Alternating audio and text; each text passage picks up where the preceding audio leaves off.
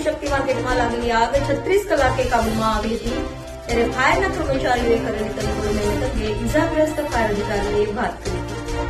સુરતના શિવશક્તિ કાપડ માર્કેટમાં લાગેલી આગ 36 કલાક બાદ કાબૂમાં આવી। ત્યાં સુધીમાં કરોડો રૂપિયાનું નુકસાન થયું છે ત્યારે આગને કાબૂમાં લેવા ફાયરના કર્મચારીઓએ તંતોડ મહેનત કરી ખડેપગે ફરજ બજાવી હતી।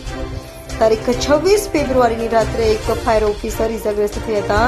ઇજાગ્રસ્ત ફાયર ઓફિસર જયદીપ ઇસરાણીએ આગ મામલે ખાસ વાતચીત કરી હતી। તેઓ જ્યારે આગ લાગી હતી ત્યારે અંદર ગયા ત્યારે શું માહોલ હતો અને તેઓ કઈ રીતે ઇજાગ્રસ્ત થયા હતા। ભયાવહ આગમાં જીવના જોખમે કામ કરતા ફાયર ઓફિસર ગંભીર ઇજાગ્રસ્ત થયા હતા તે અંગે વાત કરી હતી।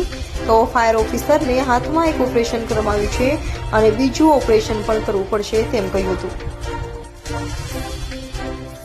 ભાઈ શ્રાણી છે, હું માન દરવાજામાં ફાયર ઓફિસર છું અને હાલ અમને ગઈકાલે 8 વાગ્યાનો કોલ મળેલો આગનો, 8:30 અંદાજિત, અને જેમાં હું ને મારી ટીમ ગયેલા। અમે ગયા ત્યારે જોયું કે ભાઈ ત્યાં 3 માળ પૂરા પકડાઈ ગયેલા છે, એટલે અમે ઘટના સ્થળે પહોંચી અને બીજા ફાયર સ્ટેશનને અમારા તમામ અધિકારીઓને જાણ કરેલું અને ત્યાં અમે આગ બુઝાવવાનું ચાલુ કર્યું।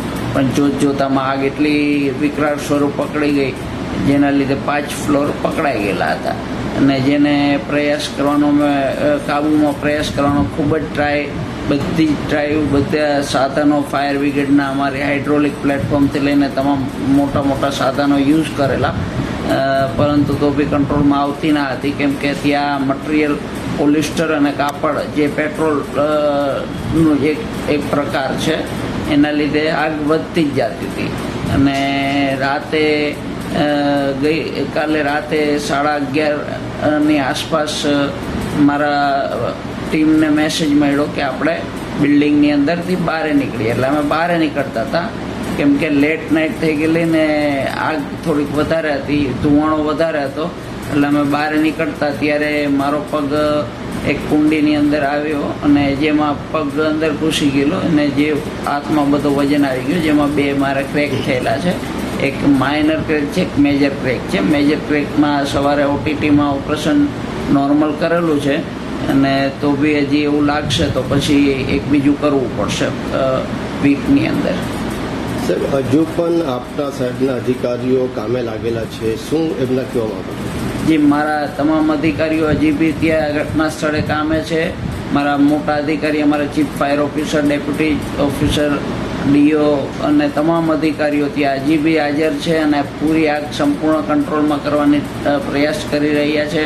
આપણા મેયર સાહેબ શ્રી કાલના ત્યાં હાજર છે, અમારા ડેપ્યુટી કમિશનર સાહેબ બધા ત્યાં હાજર છે અને બધાનો સપોર્ટ અહીંયા જે આગને કંટ્રોલનો પબ્લિકની સલામતીનો પહેલાં છે। પોલીસ તંત્ર બી ત્યાં સતત હાજર છે, ત્યાં તમામ મોટા પોલીસ અધિકારીથી લઈને તમામ હાજર છે કે જે અમને સપોર્ટ કરે છે અને આજે રાત લગીમાં સંપૂર્ણ કંટ્રોલમાં આવી જશે। અને મારું કહેવું ખાલી જનતાને એટલું જ છે કે અમારો ધર્મ છે, અમારું કામ છે, એટલે અમે આ કરીએ છીએ અને આ મારો પેશન છે, એટલે હું 2 મહિના પછી બી સાજો થઈશ તો બી હું આગમાં જઈશ, કામ કરીશ અને લોકોને સલામતી લોકોને બચાવીશ।